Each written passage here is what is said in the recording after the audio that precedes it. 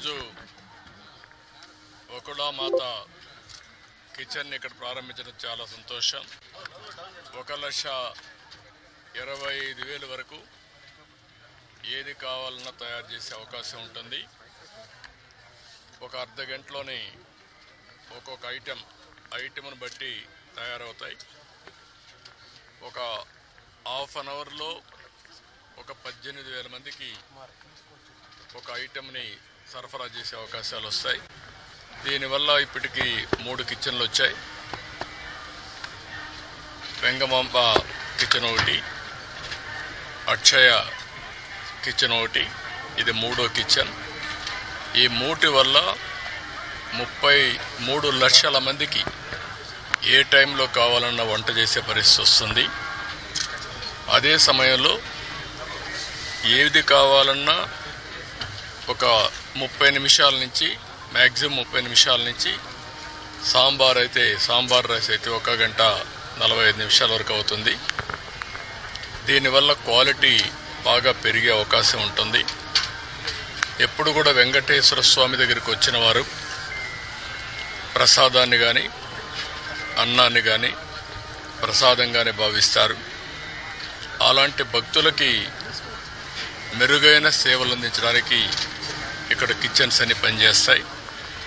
అదే సమయంలో ఎక్కడ కూడా నాణ్యతలో ఎక్కడ రాజీ పడం, ఎక్కడైతే ముడి సరుకులు కావాల్సినటువంటి మనం ప్రొక్యూర్మెంట్ నుంచి అన్ని జాగ్రత్తలు తీసుకుంటున్నాం.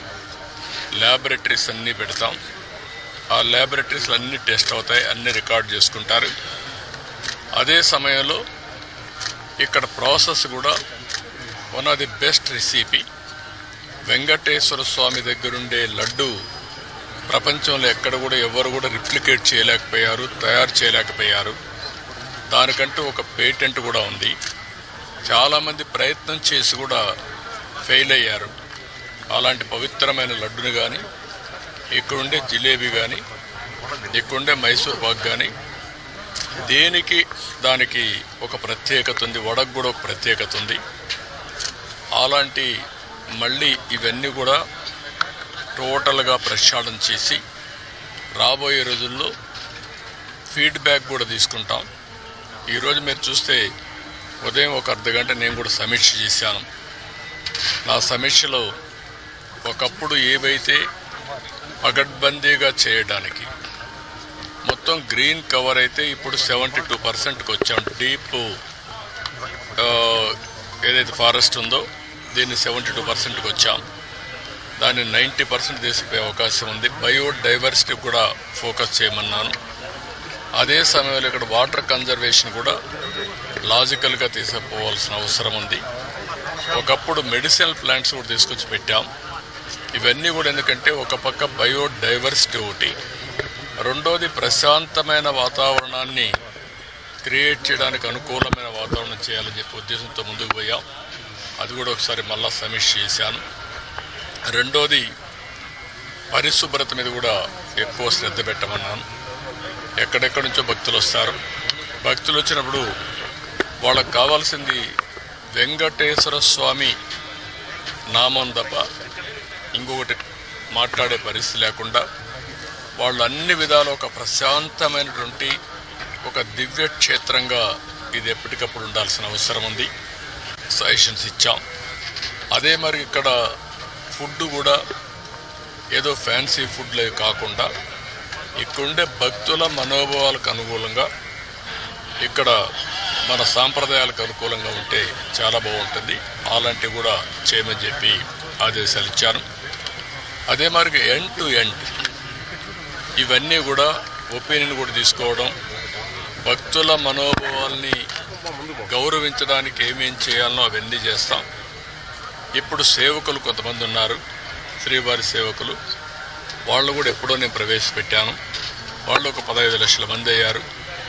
వాళ్ళు కూడా ఒక స్పిరిచువాలిటీ సైడ్ ఎట్లా తీసుకెళ్ళాలి, వాళ్ళల్లో కూడా భక్తి భావం ఎట్లా పెంచాలి, ఇక్కడే కాకుండా నిజ జీవితంలో కూడా వెంకటేశ్వర స్వామి శ్రీవారి సేవకులు ఉన్నప్పుడు వాళ్ళు నిజ జీవితంలో కూడా దీన్ని ఆచరించాల్సిన అవసరం ఉంది. వాళ్ళకి కావాల్సిన ట్రైనింగ్ అవన్నీ ఇచ్చి వాళ్ళు కూడా కెపాసిటీ బిల్డింగ్ చేస్తాం.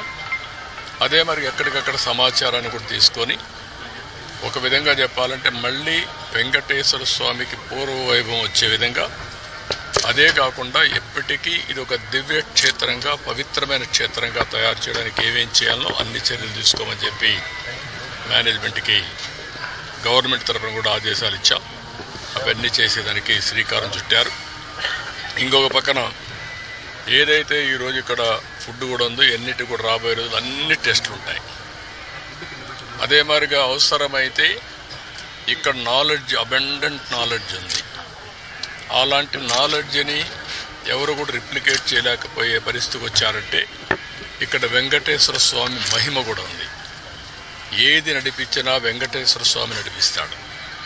మనం నిమిత్త మాత్రం ఆయన ఒకసారి తలుచుకొని ఆయన పేరుతో మనం ఏ పని చేపట్టినా అది ఆయనే సుజావుగా జరిపించే పరిస్థితి వస్తారు. అది నా ప్రగాఢమైన నమ్మకం, విశ్వాసం. అందుకే నేను నిద్రలేస్తే ఎప్పుడైనా సరే నాకు ఏ కష్టం వచ్చినా ఆయన ఒకసారి తలుచుకొని దానిపైన నిర్ణయం చేసుకుంటాను. ఆ నిర్ణయం ఎప్పుడు కూడా నేను తప్పు చేయకుండా ముందుకు పోయేదానికి ఉపయోగపడతా ఉంది. ఇక్కడుండే వాళ్ళు కూడా ప్రతి ఒక్కరూ ఇక్కడ పనిచేసే వాళ్ళు కానీ వచ్చే భక్తులు కానీ పవిత్రమైన భావంతో మీరు ఇక్కడ ఉండాల్సిన అవసరం ఉంది. మీరు పవిత్రంగా ఉండడమే కాకుండా దివ్య క్షేత్రాన్ని పవిత్ర క్షేత్రంగా శాశ్వతంగా ఉండాలంటే భక్తుల్లో ఆ భావన రావాలి, మేనేజ్మెంట్లో ఆ భావన రావాలి, శ్రీవారి సేవకుల్లో భావన రావాలి. అందరం కలిసి మళ్ళీ దీన్ని ప్రపంచంలో ఉండే హిందువుల మనోభావాలకి ప్రతిబింబం వెంకటేశ్వర స్వామి టెంపుల్. అందరూ కూడా ఇక్కడ ఏం జరిగినా కూడా ఆలోచిస్తూ ఉంటారు. ఇక్కడికి వచ్చినప్పుడు ఎక్స్పీరియన్స్ చేస్తారు. అలాంటి ఎక్స్పీరియన్స్ చేసే సమయంలో దీన్ని అందరం కూడా ఈ ఎకో సిస్టాన్ని ఎట్లా కాపాడడానికి పూర్తిగా సహకరించమని అందరికీ చెప్పాను. మార్నింగ్ కూడా కొన్ని ఆదేశాలు ఇచ్చా. ఆదేశాలన్నీ పాటిస్తారని చెప్పి నేను ఆశిస్తున్నా. ఎప్పటికప్పుడు గవర్నమెంట్ ఓవరాల్ గైడెన్స్ ఇస్తాం. పాలక మండలి లేకపోతే ఎక్కువ మేనేజ్మెంట్ అన్నీ కూడా జాగ్రత్తగా చూసుకుంటాం.